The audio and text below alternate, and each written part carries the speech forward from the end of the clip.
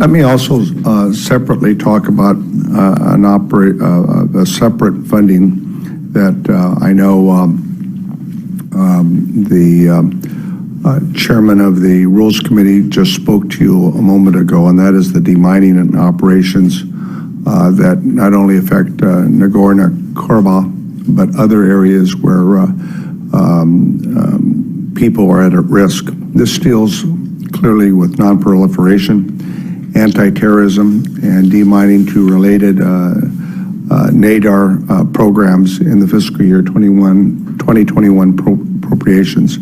This was another, I think, tremendous cut that was made as a part of the President's 2021 budget request that I disagree with. Let me give you some examples that I think you're familiar with. The Conventional Weapons Destruction Subaccount has saved lives across the globe, and this funding has gone towards addressing humanitarian impacts of landmines and explosive remnants of war that ultimately combat proliferation of small arms and larger weapon systems. Whether we're talking about parts of the Middle East that we're very familiar with, certainly we and the United Nations and others have attempted to try to deal with this issue. We've seen success with this account, especially towards the legacy ordinances in places like Angola. I think this funding can and has proven to save lives, and when we do our part, I think it's reflected.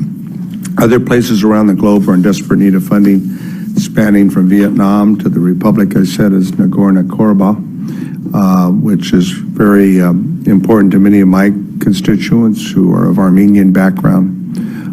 I think it's our moral duty as a nation to continue to lead this humanitarian effort, and I strongly urge this committee to robustly fund the non-proliferation, anti-terrorism, demining, and related programs in the fiscal year 2021, as Congressman McGovern and others have also supported.